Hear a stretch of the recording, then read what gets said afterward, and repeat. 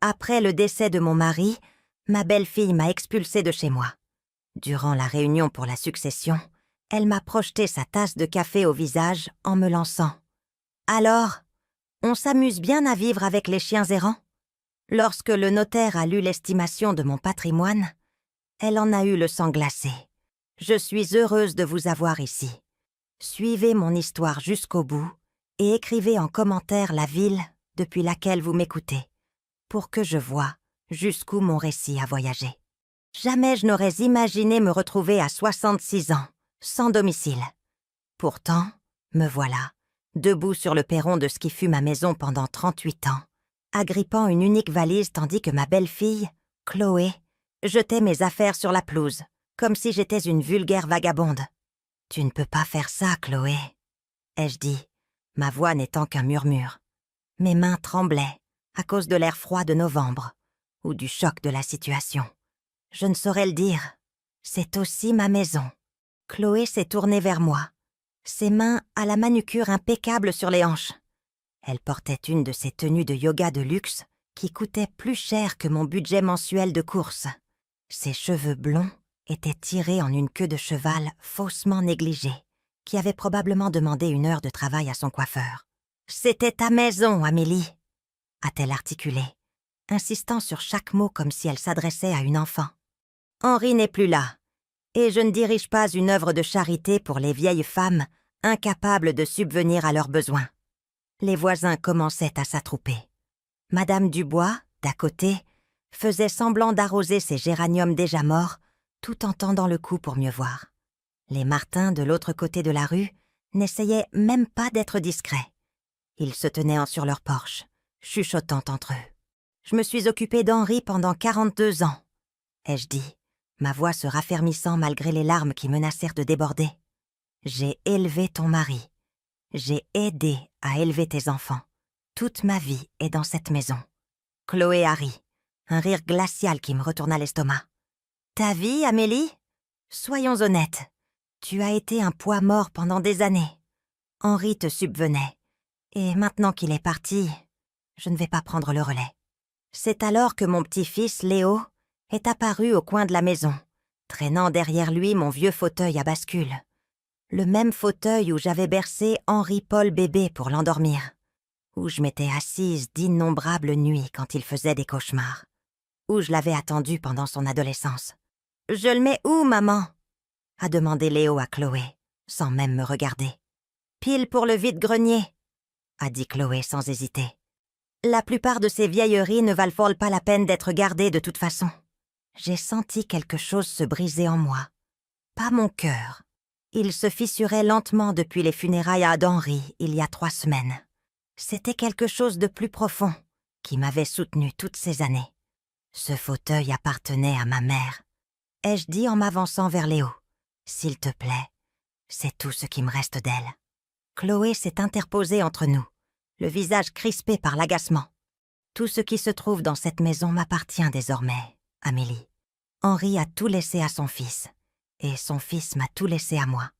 Tu n'as pas à choisir ce que tu veux emporter. J'ai aidé à payer cette maison, ai-je dit, les mots sortant, avant que je puisse les retenir. J'ai cumulé 2 emplois pendant qu'Henri suivait des cours du soir.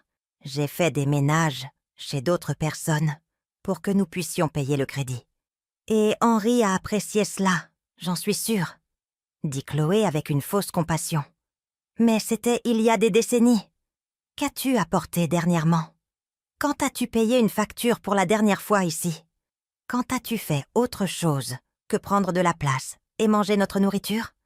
La vérité, c'est que je n'avais pas contribué financièrement depuis des années. Henri avait insisté pour que j'arrête de travailler quand il avait obtenu sa promotion à la compagnie d'assurance. Un homme doit subvenir aux besoins de sa femme, avait-il dit. J'étais donc devenue femme au foyer, m'occupant de la maison, élevant notre fils, étant l'épouse de soutien parfaite. Mais j'avais contribué d'autres manières. J'avais préparé chaque repas, nettoyé chaque pièce, fait chaque lessive. J'avais soigné Henri pour son diabète, son hypertension, ses problèmes cardiaques. Je l'avais conduit à chaque rendez-vous chez le médecin, récupéré chaque ordonnance, veillé à ce qu'il prenne ses médicaments. Rien de tout cela ne semblait importer maintenant. Où suis-je censée aller? Ai-je demandé, détestant le son si faible de ma voix. Chloé haussa les épaules.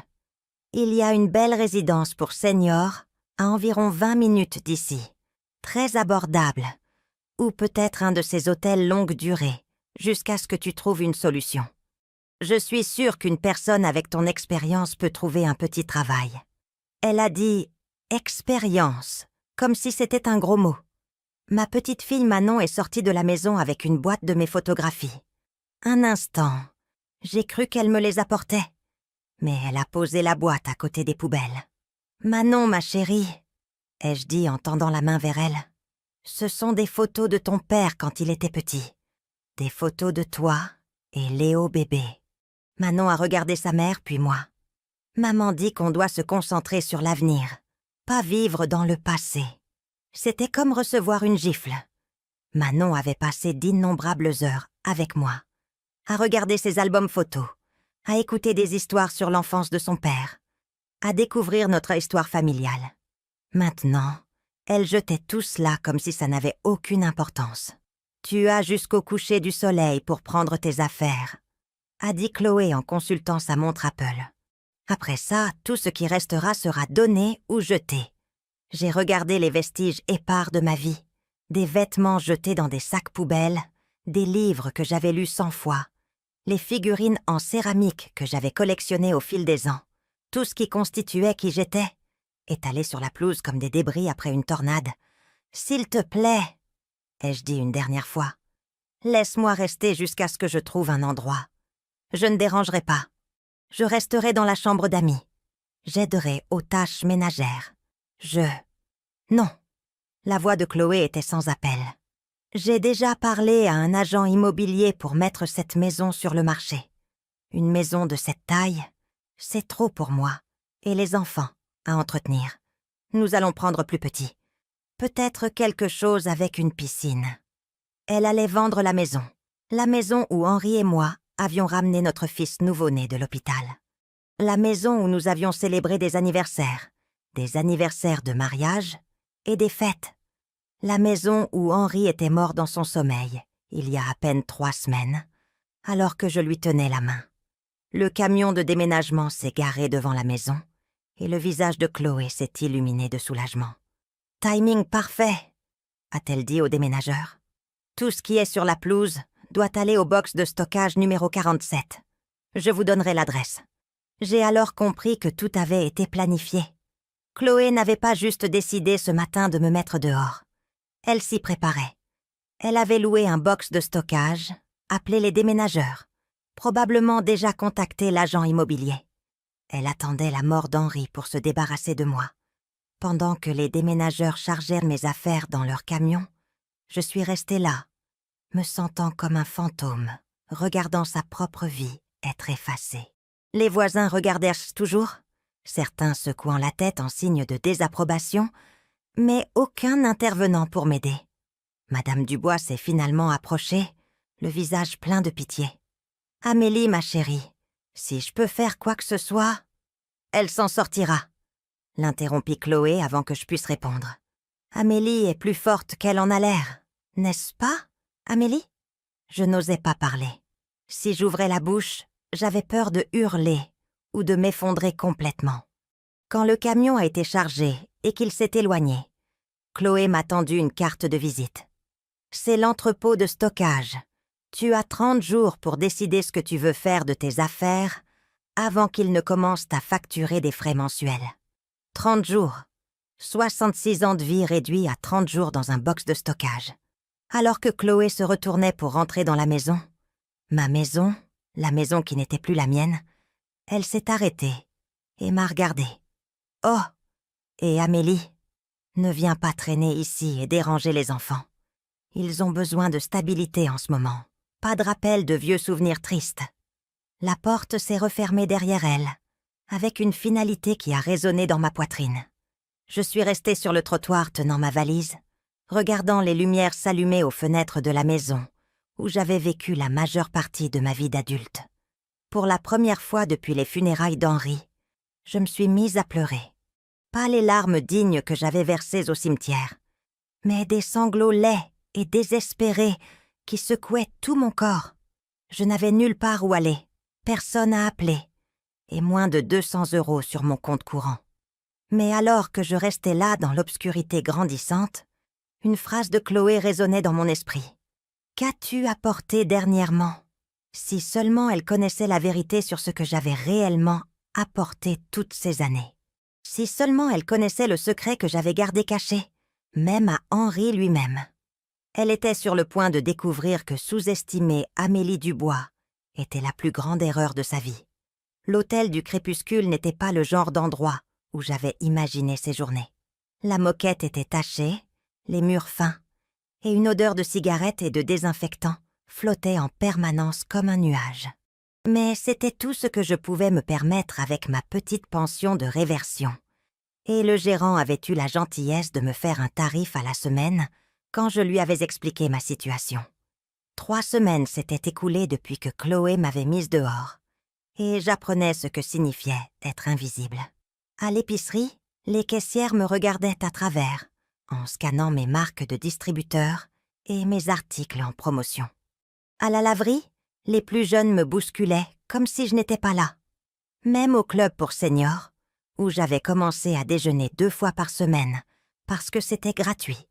Je m'asseyais seule, pendant que les autres femmes discutaient de leurs petits-enfants et de leurs parties de bridge. J'avais essayé d'appeler Manon et Léo plusieurs fois, mais leur téléphone tombait directement sur la messagerie vocale.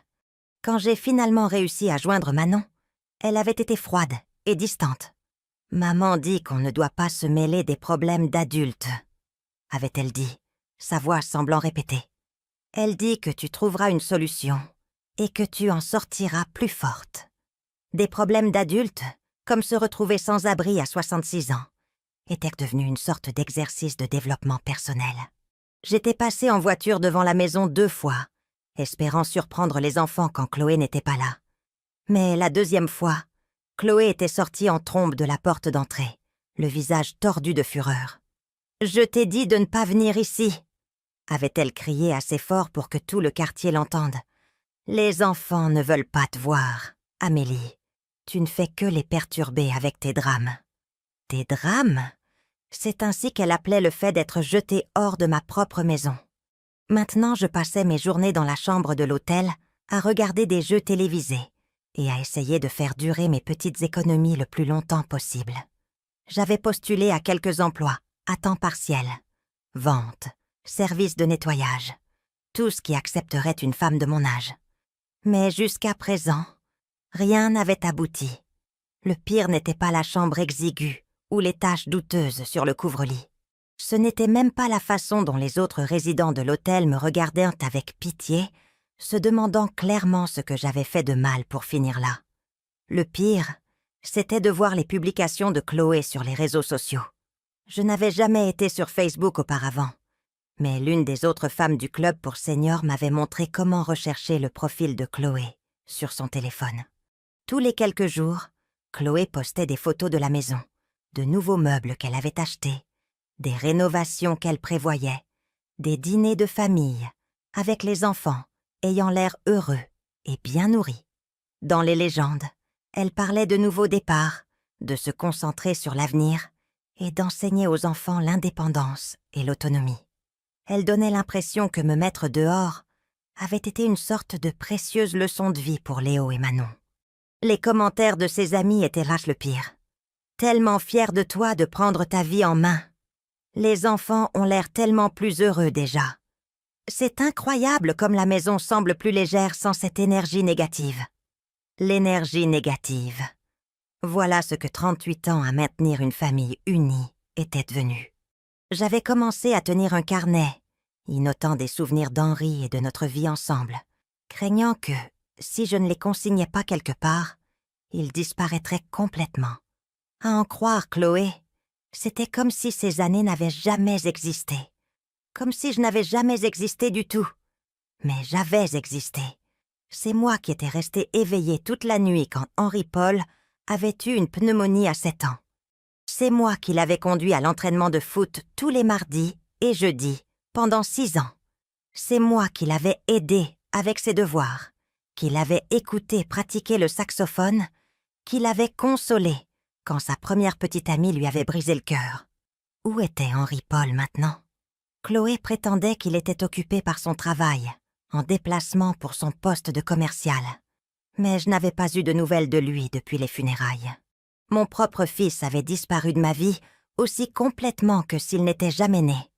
Jeudi après-midi, j'étais assise sur le parking de l'hôtel, essayant de trouver le courage de rentrer et d'affronter une autre soirée seule, quand une voiture familière s'est garée à côté de moi. C'était Madame Élise, la sœur d'Henri. Je ne l'avais pas vue depuis les funérailles, et pendant un instant, l'espoir a vacillé dans ma poitrine. Peut-être venait-elle pour aider. Peut-être que quelqu'un dans la famille se souciait encore de moi. « Amélie », a-t-elle dit en sortant de sa voiture. « J'ai entendu ce qui s'est passé. »« Oh, Élise », ai-je dit, me levant trop vite et me sentant étourdie par le mouvement soudain. « Je suis si heureuse de te voir. » Mais l'expression d'Élise n'était pas chaleureuse. Au contraire, elle semblait mal à l'aise, comme si elle était là par obligation plutôt que par affection. « Je voulais te parler des affaires d'Henri, » a-t-elle dit, sans me rendre mon sourire. « Chloé a mentionné que tu avais pris des objets qui appartenaient à la famille. » Mon cœur s'est serré. Je n'ai pris que ce qui était à moi, Élise. Mes vêtements, mes objets personnels. J'ai laissé tout le reste.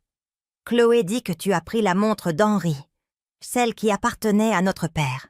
J'ai senti la chaleur monter à mes joues. Henri m'a donné cette montre pour notre 20e anniversaire. Il a dit qu'il voulait que j'aie quelque chose pour me souvenir de son père. Élise a secoué la tête. Cette montre doit rester dans la famille, Amélie. Elle devrait revenir à Henri-Paul, ou peut-être à Léo quand il sera plus grand. Je suis de la famille, ai-je dit. Mais les mots sonnaient faibles, même à mes propres oreilles. Nous sommes sa famille, a corrigé Élise doucement. Henri est parti maintenant, et Chloé est la mère des enfants. C'est elle qui prend les décisions pour la famille. Je l'ai dévisagée. Cette femme qui avait été ma belle-sœur pendant plus de 40 ans, qui avait partagé avec moi des vacances, des fêtes d'anniversaire et des réunions de famille. Dans ses yeux, j'ai vu le même mépris que j'avais reçu de tout le monde. Je ne faisais plus partie de la famille. J'étais juste un vestige de la première vie d'Henri. « D'accord », ai-je dit, ma voix à peine plus forte qu'un murmure. « Je lui donnerai la montre. » Élise a semblé soulagée. « Je pense que c'est mieux ainsi. Chloé a également mentionné des bijoux qui auraient pas pu appartenir à la mère d'Henri. Peut-être pourrions-nous regarder tes affaires ensemble et nous assurer que tout va au bon endroit. » Le bon endroit? Pas avec moi, apparemment. Nous avons passé l'heure suivante dans ma chambre d'hôtel exiguë, à passer en revue les quelques biens que j'avais réussi à sauver. Élise a pris la montre d'Henri, les boucles d'oreilles en perles de sa mère, et même un petit vase en céramique qui avait été un cadeau de mariage de la tante d'Henri. « Tu comprends, n'est-ce pas, Amélie ?» a dit Élise en emballant les objets dans une boîte. « Ces choses ont une valeur sentimentale pour la famille. » J'ai hoché la tête, même si je voulais crier qu'elles avaient aussi une valeur sentimentale pour moi. Que c'était moi qui avais poli cette montre chaque semaine pendant 26 ans. Que c'était moi qui avais porté ces boucles d'oreilles à chaque événement familial important. Que c'était moi qui avais soigneusement emballé et déballé ce vase lors de 3 déménagements différents. Après le départ d'Élise, je me suis assise sur le lit de l'hôtel et j'ai regardé ce qui restait de ma vie. Quelques vêtements de rechange, des articles de toilette, une poignée de photographies que Chloé n'avait pas pris la peine de jeter. C'était tout. C'était tout ce qu'il me restait pour témoigner de 66 ans de vie. J'ai pris une des photographies, Henri et moi, le jour de notre mariage. Tous les deux si jeunes et pleins d'espoir. Je me souvenais de ce jour comme si c'était hier. La façon dont Henri avait murmuré « Je t'aime » alors que nous dansions notre première danse. La façon dont sa mère avait pleuré des larmes de joie en m'accueillant dans la famille. La façon dont son père m'avait serré la main et m'avait dit que j'étais parfaite pour son fils. Maintenant, Henri était parti, sa mère était partie, son père était parti, et je n'étais qu'une étrangère vivant dans un hôtel, plus la bienvenue dans la famille que j'avais aidé à construire. Cette nuit-là, j'ai appelé l'entrepôt de stockage pour vérifier mes affaires. La femme au téléphone était professionnelle et froide. « Vos 30 jours sont presque écoulés, Madame Dubois. Si vous ne prenez pas de dispositions pour le paiement, nous devrons nous débarrasser de vos biens. » M'en débarrasser comme s'ils étaient des ordures. Combien cela coûterait-il de garder le box 1 mois de plus? Ai-je demandé. 150 € plus les frais de retard. Il me restait 87 € sur mon compte courant. Je vous rappellerai, ai-je dit, et j'ai raccroché avant qu'elle ne puisse répondre. Je me suis allongée sur le lit inconfortable de l'hôtel, fixant la tache d'humidité au plafond, et je me suis demandé comment ma vie en était arrivée là. Il y a 3 mois, j'étais la femme d'Henri Dubois, vivant dans une belle maison, entourée de ma famille, respectée dans ma communauté. Maintenant, je n'étais personne, avec rien et nulle part où aller. Mais alors que je m'endormais cette nuit-là, ma main s'est instinctivement portée au petit médaillon autour de mon cou, le seul bijou que j'avais réussi à cacher à l'inventaire d'Élise. À l'intérieur se trouvait une photographie de ma mère, et enroulée autour de la photo, il y avait autre chose, quelque chose que Chloé, Élise et même Henri lui-même n'avaient jamais su, une clé de coffre-fort. Demain, je visiterai ce coffre pour la première fois en 20 ans. Et Chloé Dubois était sur le point d'apprendre qu'elle avait commis la plus grande erreur de sa vie. La Banque nationale avait la même apparence qu'il y a 20 ans, avec ses sols en marbre et ses hauts plafonds qui faisaient résonner chaque pas.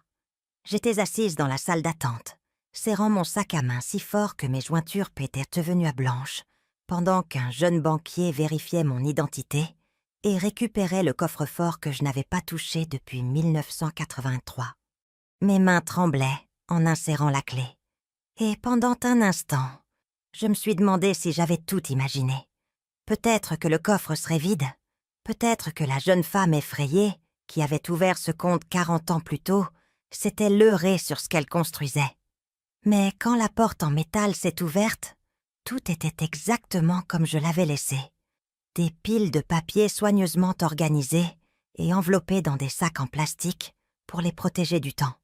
Des certificats d'action, des titres de propriété, des relevés de compte dont Henri n'avait jamais connu l'existence. Et sous tout cela, un épais journal en cuir où j'avais consigné chaque transaction, chaque investissement, chaque étape prudente que j'avais franchie pour construire quelque chose qui m'appartenait en propre. J'ai pris le journal avec des mains tremblantes et l'ai ouvert à la première page, écrite de la main soignée de mon moi plus jeune. 15 janvier 1963. Henri croit que je prends des cours de couture le mardi soir. En réalité, je travaille comme comptable pour la boutique de robes de Madame Patterson. 20 € par semaine. Ce n'est pas beaucoup, mais c'est à moi. Lire ces mots a tout fait remonter. La peur, le secret, la planification minutieuse qui avait défini ma vie pendant des décennies. Henri n'était pas un homme méchant, mais il était un homme de son temps.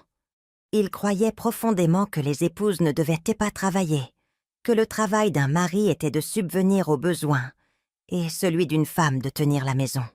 Quand j'avais mentionné vouloir prendre un travail à temps partiel au début de notre mariage, il avait été sincèrement blessé.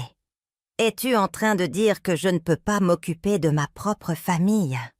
avait-il demandé, et le regard blessé dans ses yeux m'avait fait abandonner le sujet immédiatement. Mais je n'avais jamais oublié la peur que j'avais ressentie pendant sa brève période de chômage, en 1962. Pendant 3 mois, nous avions survécu grâce à nos économies et aux petits prêts de mon père. Et je restais éveillée la nuit, terrifiée à l'idée que nous perdions tout. C'est à ce moment-là que j'ai décidé que j'avais besoin de quelque chose à moi, quelque chose qui pourrait nous protéger si le travail d'Henri venait à disparaître à nouveau. J'ai donc commencé petit, le travail de comptable à la boutique de Madame Patterson, en disant à Henri que j'apprenais à coudre. Puis un travail le week-end à faire l'inventaire à la quincaillerie, en prétendant que je rendais visite à ma sœur. Chaque euro que je gagnais allait sur un compte séparé dans une autre banque, une dont Henri ne savait rien. J'ai tourné les pages de mon journal, suivant la progression minutieuse de ma vie financière secrète. En 1965, j'avais utilisé mes économies pour acheter un petit duplex dans un quartier délabré de la ville. Rien d'extraordinaire, mais le loyer des 2 unités couvrait largement le paiement du crédit. Henri ne s'est jamais demandé d'où venait l'argent supplémentaire pour les courses et les dépenses du ménage. Il était heureux d'avoir une femme qui était une si bonne gestionnaire. En 1970, je possédais 3 biens locatifs. En 1975, je me suis diversifiée dans les actions, passant mes soirées de cercle de couture à la bibliothèque, apprenant par moi-même l'investissement dans des magazines financiers et des rapports annuels. Henri rentrait à la maison pour me trouver en train de lire Maison un jardin, ne sachant jamais que j'avais passé l'après-midi à analyser les rendements des dividendes et les ratios cours-bénéfices. « Tu as tellement de chance, Amélie, » disait-il souvent. « Tu n'as pas à te soucier de tout ce stress financier. Tu peux simplement te concentrer sur l'embellissement de notre maison. » Si seulement il avait su que pendant qu'il s'inquiétait de son petit salaire et de sa modeste pension, je construisais tranquillement un portefeuille qui l'aurait choqué. Le banquier s'est raclé la gorge doucement. « Madame Dubois, tout va bien ?» J'ai réalisé que j'étais assise là depuis 20 minutes, perdue dans mes souvenirs. « Oui, je vais bien. Pourrais-je avoir un moment seul avec le coffre, s'il vous plaît ?» Quand il est parti, j'ai sorti mes relevés bancaires les plus récents, ceux que j'avais eu trop peur de regarder depuis la mort d'Henri. J'avais été si concentrée à jouer la veuve éplorée, à être la personne que tout le monde attendait que je sois, que j'avais ignoré l'empire financier que j'avais passé 40 ans à construire. Les chiffres sur les pages m'ont donné le vertige. Mon portefeuille d'actions, géré avec soin par une courtière qui ne me connaissait que sous le nom de A. Dubois, valait 2,3 millions d'euros. Les biens immobiliers, maintenant 8 propriétés à divers stades d'appréciation, étaient évalués à 3,1 millions d'euros supplémentaires. Et les investissements commerciaux, les petites entreprises que j'avais discrètement soutenues au fil des ans, avaient agrandi pour devenir quelque chose que je reconnaissais à peine. Selon le relevé le plus récent, mon patrimoine net total s'élevait à près de 8 millions d'euros. J'ai fixé le chiffre jusqu'à ce qu'il commence à se brouiller. Près de 8 millions d'euros. Plus d'argent qu'Henri n'en avait gagné dans toute sa carrière. Plus d'argent que Chloé n'enverrait de sa vie si elle dépensait chaque centime de la modeste assurance vie et de la pension d'Henri. Et elle m'avait jeté dehors comme si j'étais sans valeur. J'ai pensé aux 3 dernières semaines. Les nuits où j'étais restée éveillée dans cette terrible chambre d'hôtel, à me demander comment j'allais acheter mes provisions. L'humiliation de manger des déjeuners gratuits, au club, pour seniors. La façon dont Élise m'avait regardée avec pitié, en emportant les quelques biens qu'il me restait. Tout cela alors que je valais près de 8 millions d'euros. Pourquoi l'avais-je gardé secret si longtemps? Au début, c'était pour protéger la fierté d'Henri. Il avait été élevé à croire qu'un homme qui ne pouvait pas subvenir aux besoins de sa famille était un échec, et je l'aimais trop pour le faire se sentir inadéquat. Plus tard, c'était devenu une habitude, une partie de mon identité qui me semblait trop privée pour être partagée. Et si j'étais honnête avec moi-même, il y avait toujours eu une petite partie de moi qui appréciait le secret. Dans un monde où l'on attendait de moi que je sois impuissante et dépendante, j'avais construit quelque chose de puissant et d'indépendant. C'était ma rébellion silencieuse, ma preuve à moi-même que j'étais plus que la simple femme d'Henri Dubois. Mais le secret m'avait tout coûté, parce que je n'avais jamais parlé à Henri de ma fortune. Il n'avait jamais pensé à me laisser autre chose que la maison dans son testament. Et parce que son fils avait tout hérité, Chloé contrôlait maintenant ce qu'elle pensait être tout le patrimoine financier de la famille. Elle n'avait aucune idée que la véritable fortune familiale appartenait à la femme qu'elle avait jetée comme un déchet.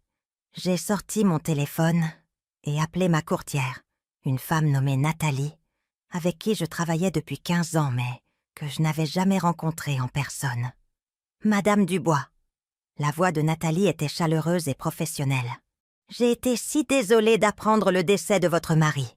J'ai envoyé des fleurs au funérarium, Mais je n'étais pas sûre que vous les ayez reçues. Merci, Nathalie. Elles étaient magnifiques. J'ai fait une pause, rassemblant mon courage. Je dois apporter quelques modifications à mes comptes.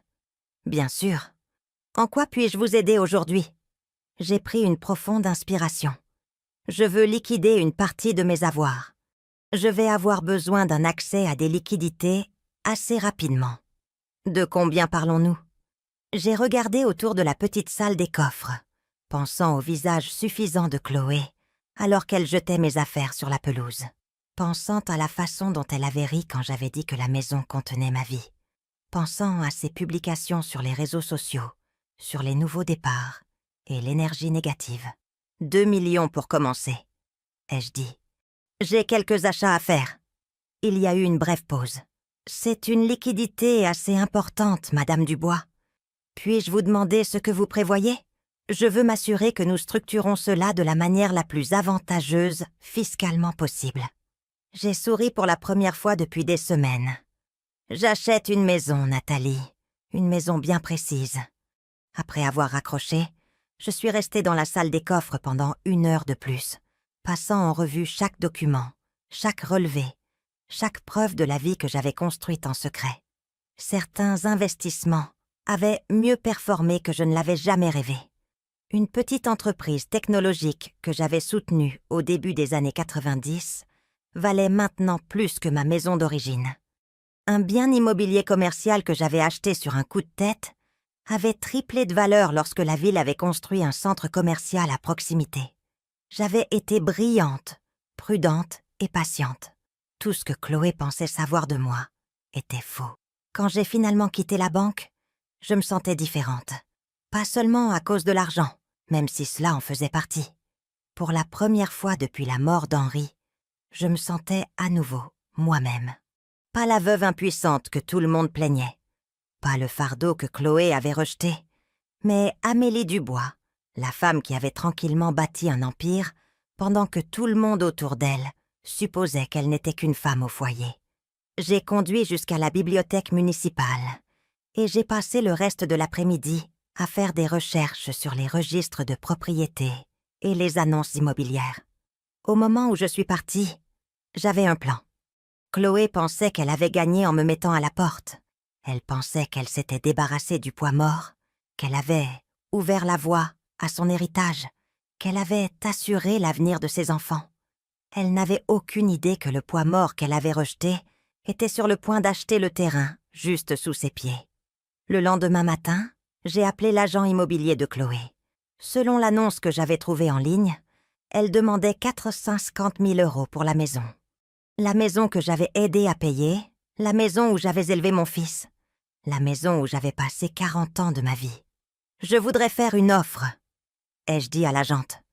En espèces, sans conditions suspensives. Je peux conclure dans 2 semaines.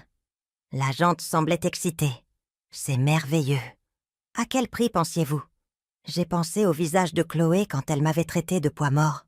J'ai pensé à elle disant aux voisins que je ne pouvais pas prendre soin de moi. J'ai pensé à ses publications sur les réseaux sociaux célébrant mon absence. 520 000 €, ai-je dit. 70 000 € de plus que le prix demandé. En espèces. Il était temps que Chloé apprenne qu'elle avait sous-estimé la mauvaise femme. Chloé a dû recevoir l'appel de son agente immobilière vers midi le vendredi.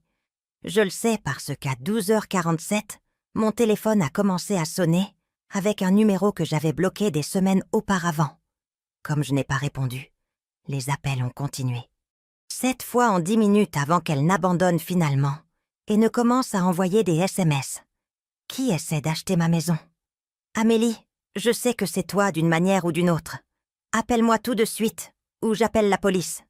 J'ai mis mon téléphone de côté et j'ai continué à faire mes valises.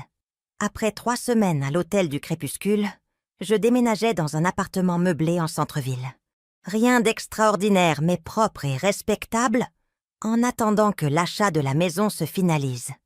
J'avais déjà signé le bail et payé 6 mois d'avance, appréciant la façon dont l'attitude du gestionnaire immobilier avait changé lorsque je lui avais tendu de l'argent liquide, au lieu de remplir des demandes de crédit. Mon téléphone a de nouveau vibré. Cette fois, c'était un message vocal d'Henri Paul. la première fois que j'entendais mon propre fils depuis les funérailles. « Maman, Chloé dit que quelqu'un essaie d'acheter la maison avec une offre en espèces bien au-dessus du prix. Elle pense que tu es impliquée d'une manière ou d'une autre, ce qui est fou parce que, eh bien, tu sais, mais elle est vraiment contrariée et les enfants sont perdus. Peux-tu simplement la rappeler et lui dire que ce n'est pas toi? Elle rend tout le monde fou. » J'ai failli rire. Même mon propre fils ne pouvait pas imaginer que je puisse avoir accès à ce genre d'argent. Pour lui, j'étais toujours juste la veuve impuissante qui avait vécu de la générosité de son père. Au lieu de le rappeler, je suis allée à l'agence immobilière et j'ai rencontré l'agente de Chloé, une femme joyeuse, nommée Carole, qui n'avait aucune idée qu'elle était prise au milieu d'une guerre familiale. Madame Dubois. Carole avait l'air confuse en vérifiant ses dossiers.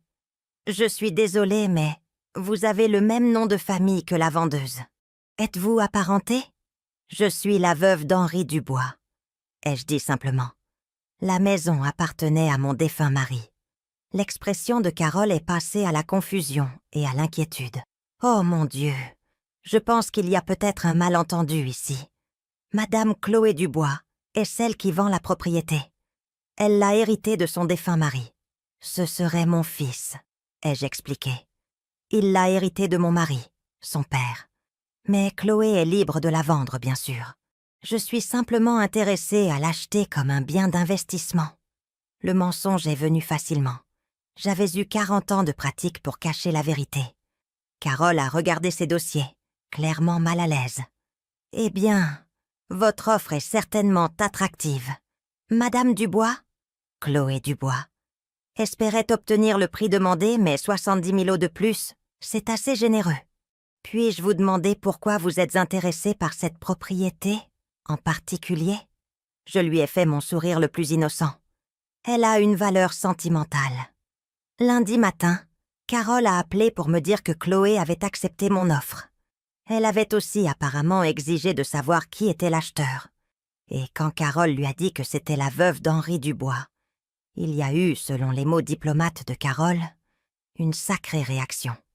Elle semblait très surprise, a dit Carole prudemment. Elle m'a demandé de vérifier vos informations financières plusieurs fois.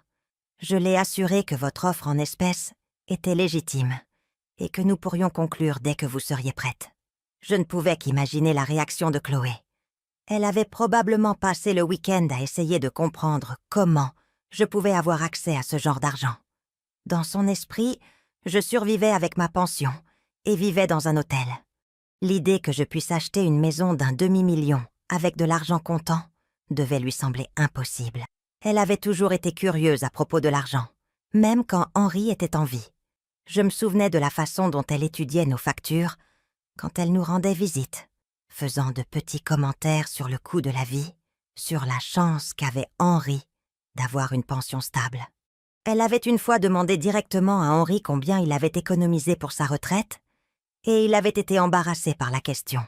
« Chloé, ce n'est pas vraiment tes affaires, » avait-il dit gentiment. « Je m'inquiète juste pour vous deux, » avait-elle répondu. « Je veux m'assurer que vous êtes préparés pour l'avenir. » Maintenant, je me demandais si elle calculait déjà cet avenir à l'époque, additionnant ce qu'elle pensait qu'Henri valait et planifiant ce qu'elle en ferait quand il ne serait plus là. Mardi, j'ai décidé de m'amuser un peu. J'ai conduit jusqu'à la maison pendant la journée, quand Chloé serait à son travail à temps partiel, à la boutique du centre-ville. Léo était à l'école, mais Manon était malade à la maison. Je pouvais la voir par la fenêtre du salon, recroquevillée sur le canapé à regarder la télé. J'ai frappé à la porte et Manon a répondu en pyjama, l'air surprise et un peu coupable de me voir. « Mamie Amélie !» Elle a jeté un coup d'œil nerveux par-dessus son épaule. « Maman n'est pas là. »« Je sais, ma chérie. Je voulais juste voir comment tu te sentais. Ta grand-tante Élise a mentionné que tu avais un rhume. » Manon a hoché la tête, mais ne m'a pas invitée à entrer. « Ça va? Je reste juste à la maison aujourd'hui. Tu manges assez? Tu prends tes vitamines ?» J'ai sorti un billet de 20 € de mon sac à main. « Tiens, dis à ta mère de te commander de la soupe pour le déjeuner. La soupe de poulet et vermicelle. C'est le mieux quand on est malade. » Manon a fixé l'argent comme si c'était un objet étranger. Mamie, où as-tu eu ça? La question m'a brisé le cœur. Dans son esprit, j'étais si pauvre que 20 € étaient assez suspects. J'ai géré mon argent avec soin. Ai-je dit. Maintenant, prends ça et achète-toi quelque chose de sain à manger. Elle a pris l'argent à contre-cœur, l'air toujours confuse. Mamie, tu vas bien? Maman a dit que tu vivais dans un hôtel et que tu n'avais pas les moyens de garder les affaires de papy. Ta mère s'est trompée sur beaucoup de choses, ai-je dit doucement. Je vais très bien, ma chérie. Mieux que bien, en fait. Je pouvais voir les rouages tourner dans la tête de Manon. Est-ce que quelqu'un t'aide? Maman dit que le gouvernement aide parfois les personnes âgées qui ne peuvent pas prendre soin d'elles-mêmes. Les personnes âgées qui ne peuvent pas prendre soin d'elles-mêmes. C'est ainsi que Chloé m'avait décrite à ma propre petite-fille. Manon, ma chérie, je veux que tu saches que j'ai toujours été capable de prendre soin de moi. J'ai aussi pris soin d'autres personnes, pendant très longtemps. Parfois, les adultes ne comprennent pas tout ce qui se passe autour d'eux, même quand ils pensent le contraire. Elle a hoché la tête lentement, même si je pouvais dire qu'elle ne comprenait pas vraiment. Tu diras à ta mère que je suis passée te voir. Est-ce que je dois lui parler de l'argent? J'ai souri. Tu peux lui dire ce que tu veux, ma chérie. Ce soir-là, Chloé m'a appelé directement. Cette fois, j'ai répondu. Qu'est-ce que tu essaies de manigancer, Amélie? Pas de salutation, pas de politesse. Je n'essaie de rien manigancer, Chloé. J'ai entendu que tu vendais la maison, et je suis intéressée pour l'acheter. Avec quel argent? Sa voix était tranchante de suspicion. Tu vis dans un hôtel. Tu ne pouvais même pas te permettre de garder les affaires d'Henri en stockage. J'ai trouvé un moyen d'obtenir un financement, ai-je dit calmement. Parfois, les choses se passent mieux que prévu. Quel genre de financement? Qui te donnerait un prêt pour autant d'argent? Je pouvais entendre la panique s'insinuer dans sa voix. Dans son esprit, elle avait calculé tous les angles, contrôlé toutes les variables. L'idée que je puisse avoir des ressources qu'elle ne connaissait pas était clairement terrifiante pour elle. C'est un prêt privé, ai-je dit, de quelqu'un qui croit en moi. Je veux savoir qui te donne cet argent et pourquoi. Chloé, je ne te dois aucune explication sur mes arrangements financiers. Tu voulais vendre la maison et je veux l'acheter. C'est une simple transaction commerciale. Il n'y a rien de simple là-dedans et tu le sais. Sa voix devenait plus aiguë, plus frénétique. Tu essaies de me manipuler d'une manière ou d'une autre. Tu essaies de me faire passer pour la méchante. J'essaie d'acheter une maison que j'aimerais posséder. Rien de plus, rien de moins. Il y a eu une longue pause. Quand Chloé a de nouveau parlé, sa voix était différente, plus froide, plus calculatrice. Si tu arrives à rassembler l'argent pour cette maison, qu'est-ce qui te fait croire que je te la laisserai? Je pourrais retirer mon acceptation. Je pourrais refuser de te vendre. Tu pourrais? Ai-je convenu? Mais tu as déjà signé le compromis de vente. Et Carole me dit que tu as déjà dépensé pas mal d'argent pour préparer le déménagement. À compte sur un nouveau logement, frais de déménagement. Ce serait coûteux de faire marche arrière maintenant. Une autre pause. Tu as planifié ça, n'est-ce pas? Tout ce jeu de la veuve impuissante n'était qu'une comédie. Je n'ai jamais prétendu être impuissante, Chloé. Tu as juste supposé que je l'étais. D'où vient cet argent, Amélie? Je sais que tu ne l'avais pas quand Henri est mort. As-tu pris un prêt viager hypothécaire sur une propriété? As-tu vendu quelque chose de valeur qui appartenait à la famille? Elle devenait désespérée maintenant, cherchant n'importe quelle explication qui aurait un sens dans sa compréhension limitée de qui j'étais.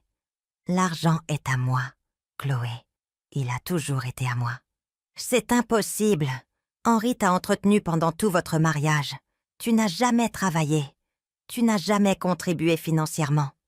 Il n'y a aucun moyen que tu puisses avoir ce genre d'argent, à moins que tu ne l'aies pris quelque part.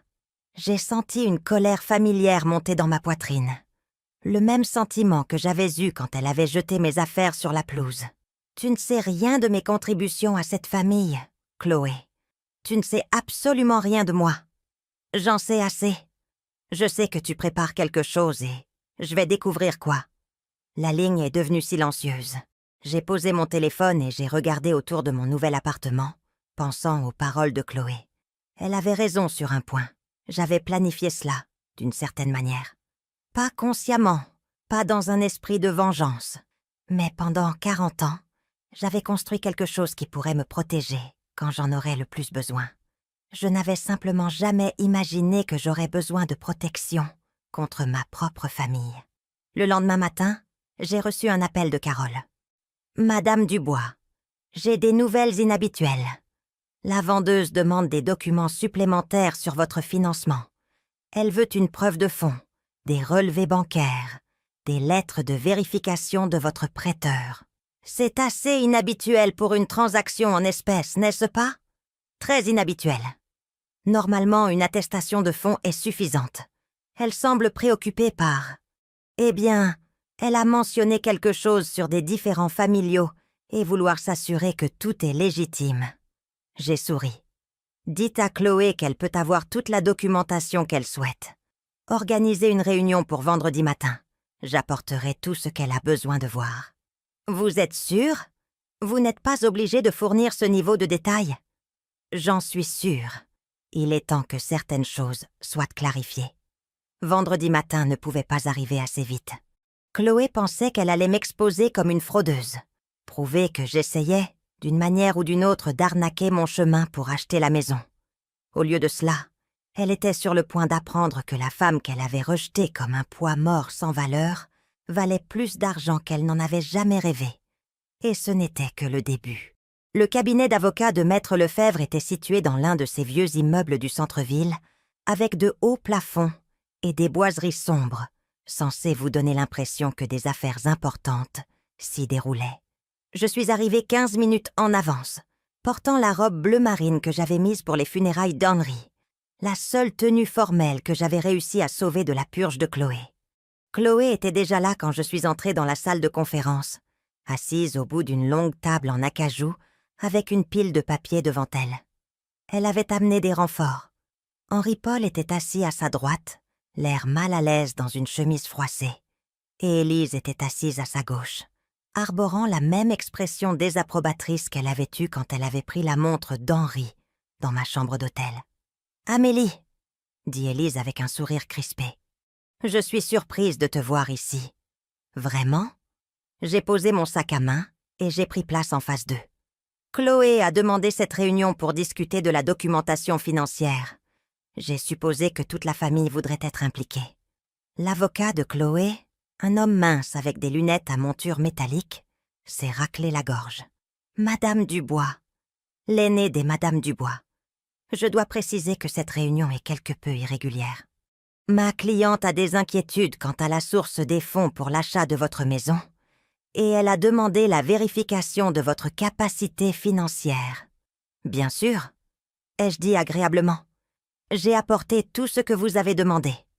J'ai sorti de mon sac un dossier épais de relevés bancaires, de rapports d'investissement et de titres de propriété.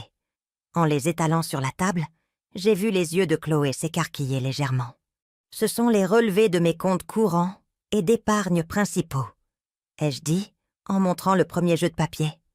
Comme vous pouvez le voir, j'ai suffisamment d'actifs liquides pour couvrir l'achat de la maison sans financement. Henri-Paul s'est penché en avant, plissant les yeux devant les chiffres. « Maman, ces chiffres, ils ne peuvent pas être corrects. » Chloé a arraché les papiers de ses mains, son visage devenant pâle en parcourant les chiffres. Ce sont des faux. Ils doivent être faux. Je vous assure qu'ils ne le sont pas, ai-je dit calmement. Maître Lefebvre, je suppose que vous voudrez vérifier cela directement auprès des institutions financières. L'avocat a hoché la tête, prenant des notes sur son bloc-notes. C'est la procédure standard pour les transactions de cette taille. De cette taille? La voix de Chloé devenait stridente. Quelle taille? De combien d'argent parlons-nous ici? J'ai sorti un autre jeu de documents. Ce sont les relevés de mon portefeuille d'investissement. Actions, obligations, fonds communs de placement, tous gérés par Nathalie Martin chez Meridian Finance. Vous pouvez l'appeler directement.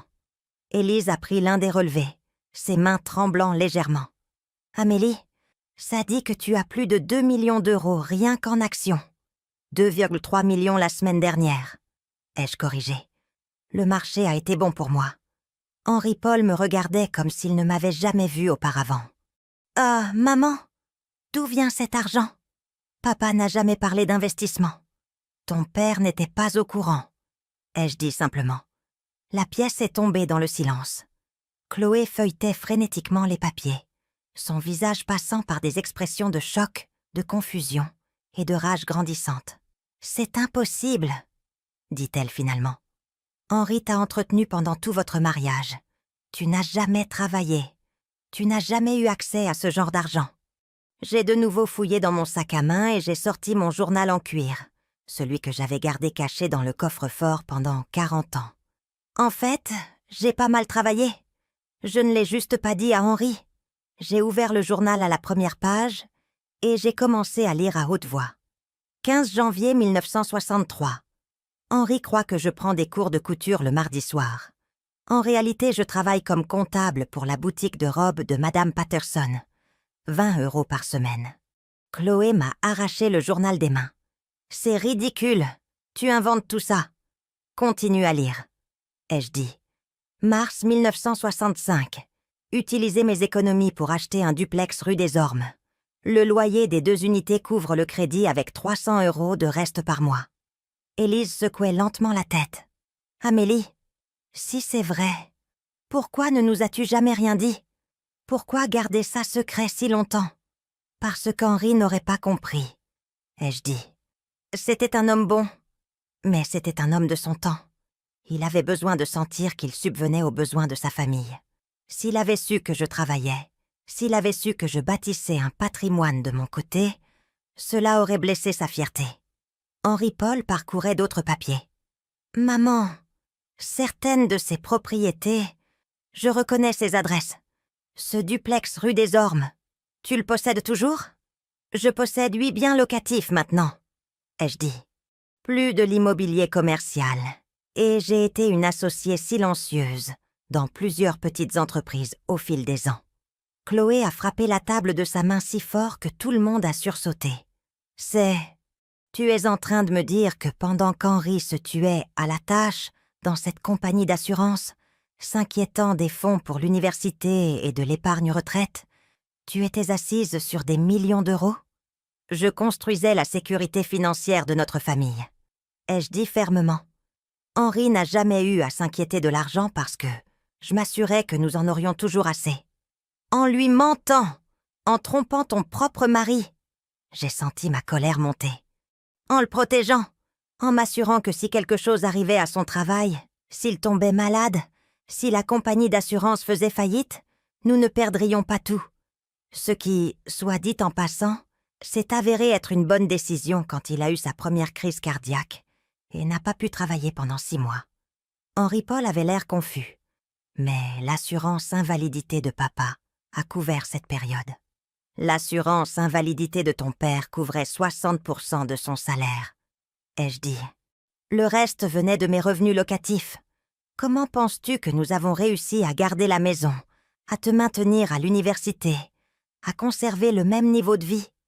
La vérité s'installait sur eux comme une lourde couverture.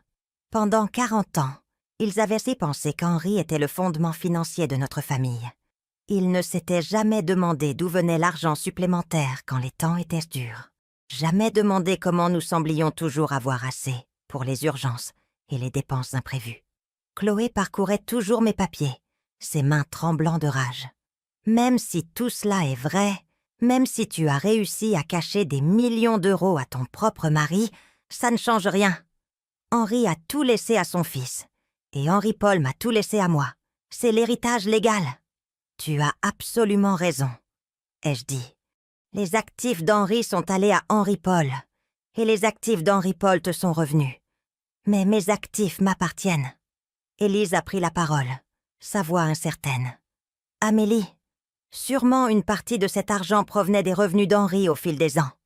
Les lois sur la communauté des biens s'appliqueraient.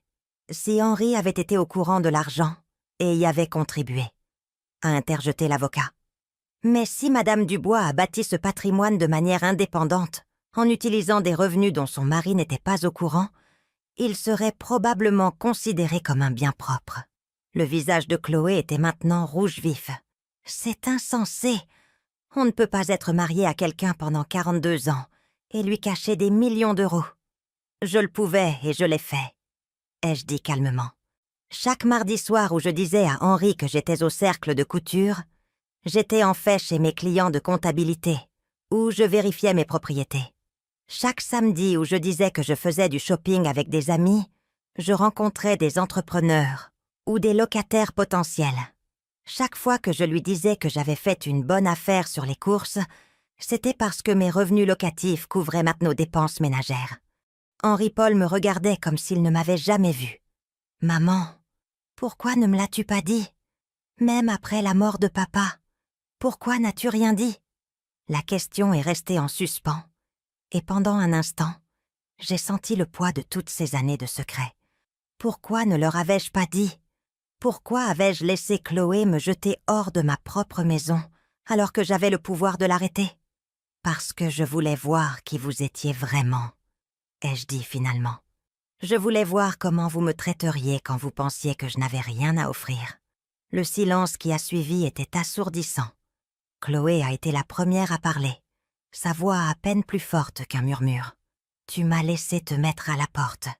Tu m'as laissé t'humilier devant tout le quartier. Tu m'as regardé me débattre avec les paiements de la maison et les dépenses des enfants, et tu n'as rien dit.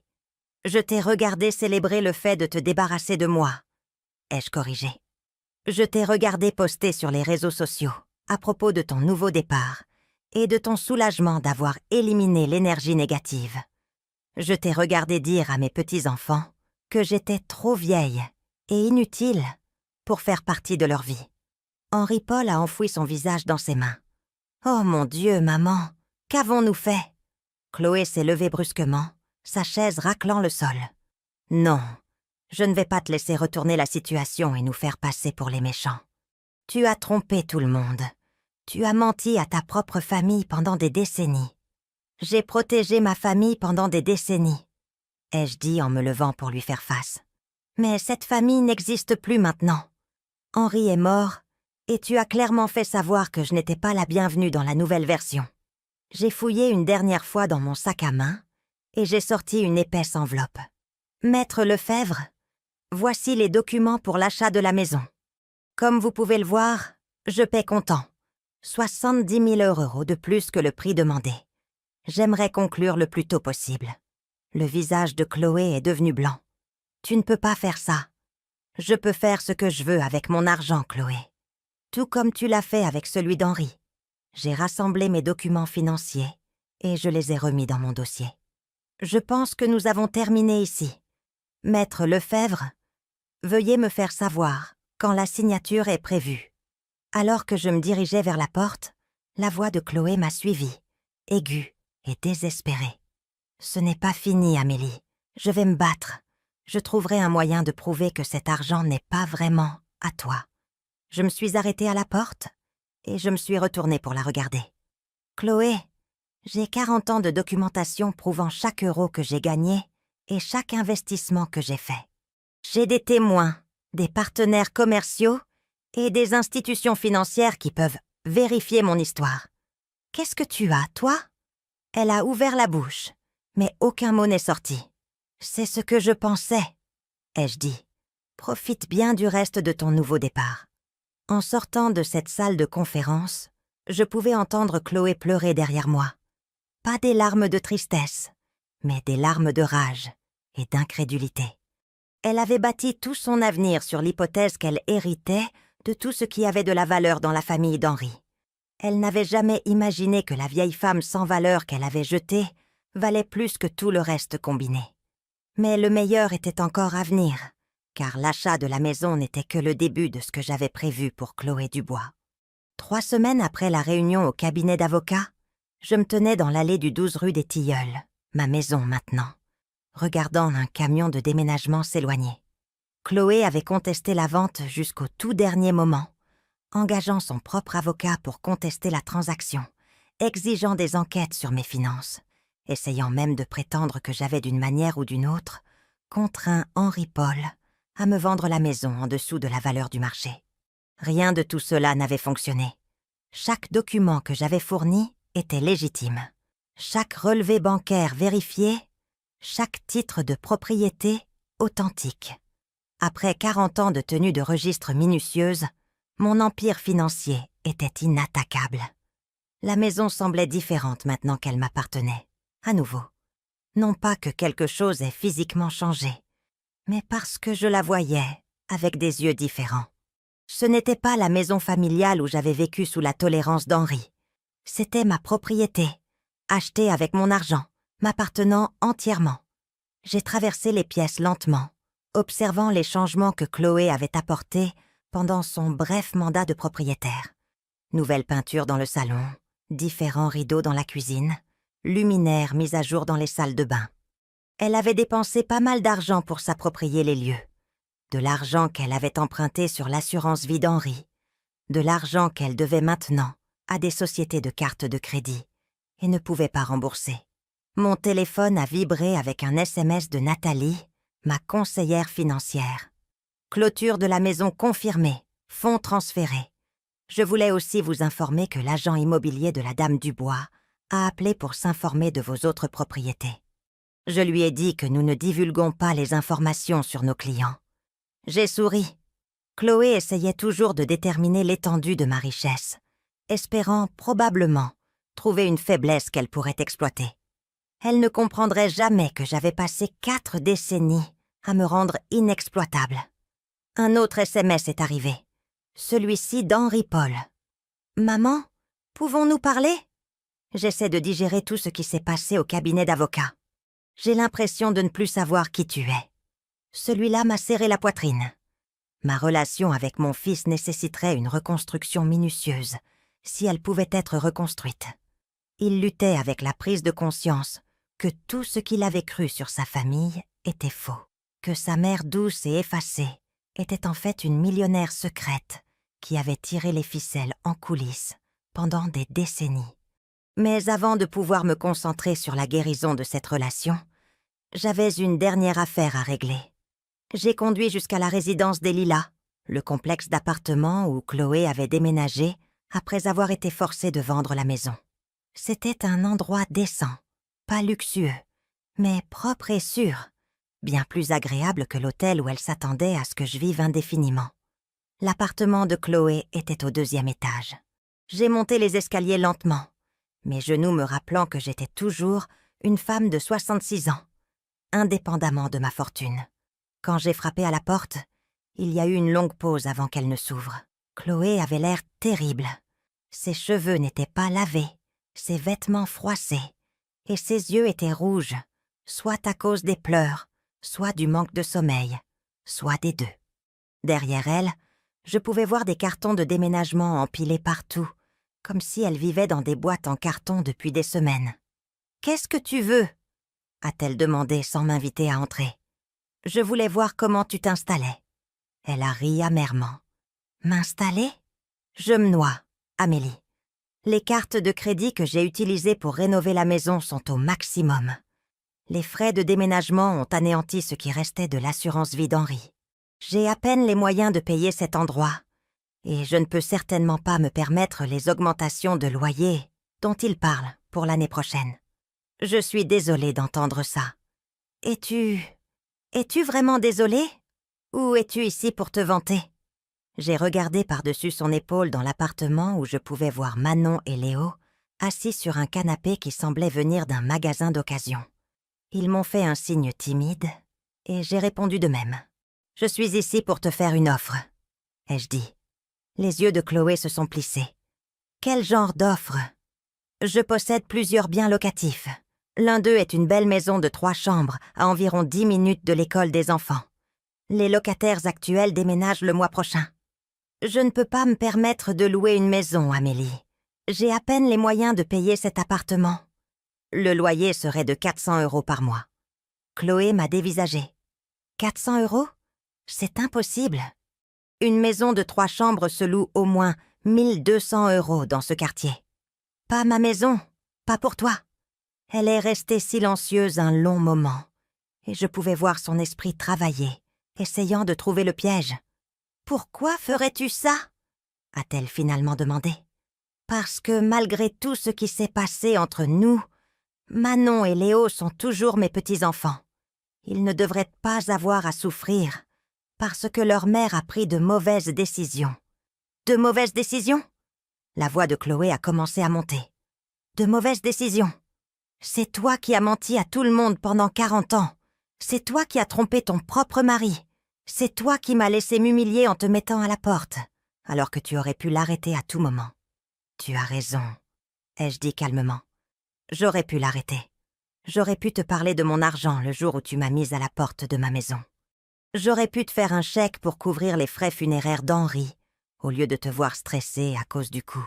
J'aurais pu aider avec les fonds pour l'université des enfants, ou les réparations de la maison, ou n'importe lequel des 100 autres problèmes financiers que tu as mentionnés au fil des ans.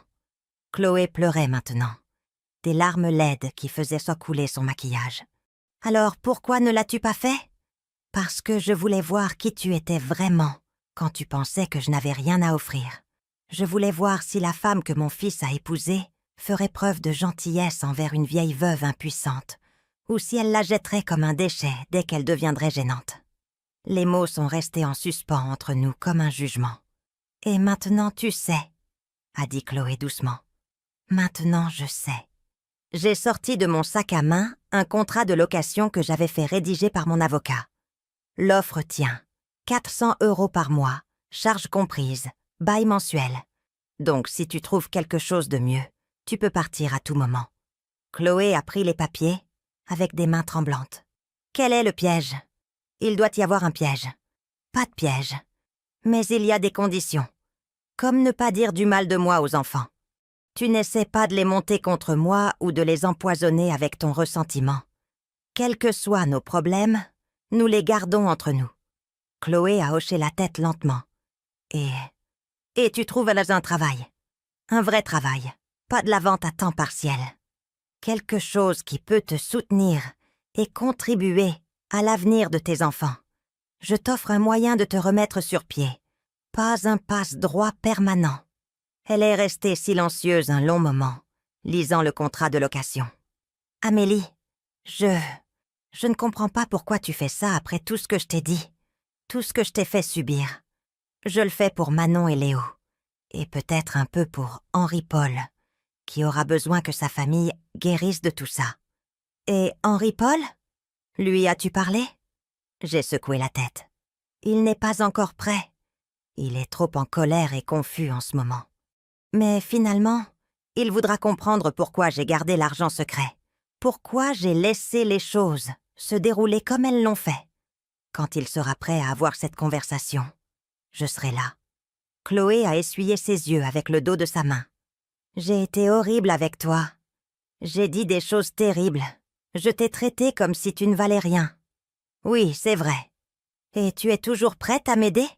J'ai réfléchi à cette question en regardant cette femme brisée dans son appartement, en désordre, entourée des débris de ses suppositions effondrées.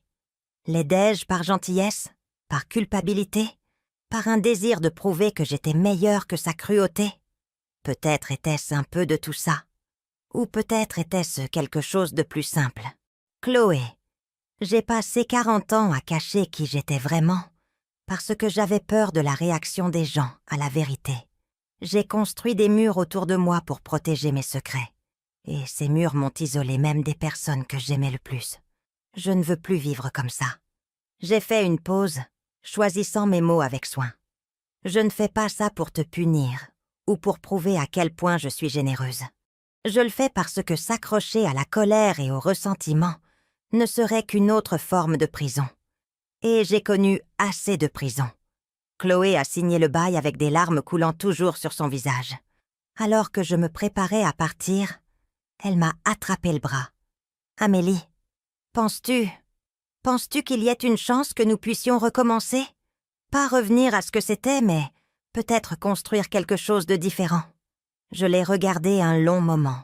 Cette femme qui m'avait causé tant de douleur, qui avait révélé des vérités si laides sur elle-même quand elle pensait détenir tout le pouvoir.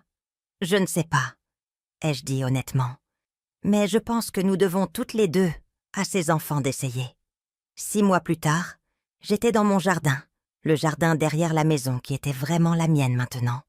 quand Manon et Léo sont arrivés en courant, à travers la pelouse.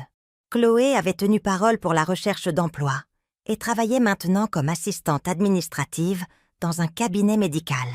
Ce n'était pas un travail glamour, mais il était stable, et elle semblait fière de son indépendance. « Mamie Amélie !» a crié Manon. « Maman dit que tu nous emmènes faire les courses pour l'école demain. Si c'est ce que vous voulez faire, » ai-je dit en posant mon sécateur. Léo m'a regardé avec les yeux d'Henri. « Mamie, est-ce que c'est vrai que tu es vraiment riche ?» J'ai souri. « Je suis à l'aise, ma chérie. »« Mais genre, vraiment riche ?» Maman dit que tu pourrais acheter tout ce que tu veux. Avoir de l'argent ne signifie pas acheter tout ce que l'on veut, ai-je dit. Cela signifie avoir la liberté de choisir ce qui est important pour vous. Qu'est-ce qui est important pour toi ? A demandé Manon. J'ai regardé ces deux beaux enfants, produits d'une famille compliquée, qui apprenait lentement à se guérir. J'ai pensé à Henri-Paul, qui m'avait appelé la semaine dernière pour la première fois depuis la réunion chez l'avocat, demandant timidement si nous pouvions déjeuner ensemble. J'ai pensé à Chloé, qui travaillait dur, non seulement à son travail, mais aussi à devenir une meilleure version d'elle-même. La famille, ai-je dit. Mais pas le genre de famille qui exige que tu renonces à qui tu es pour en faire partie.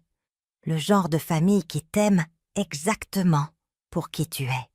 Alors que les enfants s'enfuyaient pour jouer, je me suis assise dans ma chaise de jardin et j'ai regardé la maison qui avait été témoin de tant de douleurs et de tromperies, mais qui devenait maintenant quelque chose de nouveau. Les murs que j'avais construits autour de mes secrets étaient enfin tombés. Pas de la manière destructrice que j'avais toujours crainte, mais d'une manière qui laissait entrer la lumière. Pour la première fois, en 40 ans, j'étais exactement ce que je paraissais être. Amélie Dubois, une femme de moyens, une femme de substance, une femme qui avait appris que la meilleure vengeance n'est pas la cruauté ou la punition. La meilleure vengeance, c'est de bien vivre, selon ses propres termes, avec les gens qui méritent vraiment votre amour.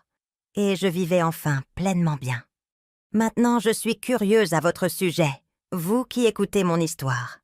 Qu'auriez-vous fait à ma place? Avez-vous déjà vécu quelque chose de similaire? Commentez ci-dessous.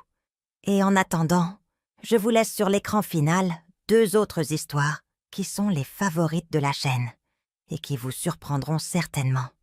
Merci d'avoir regardé jusqu'ici.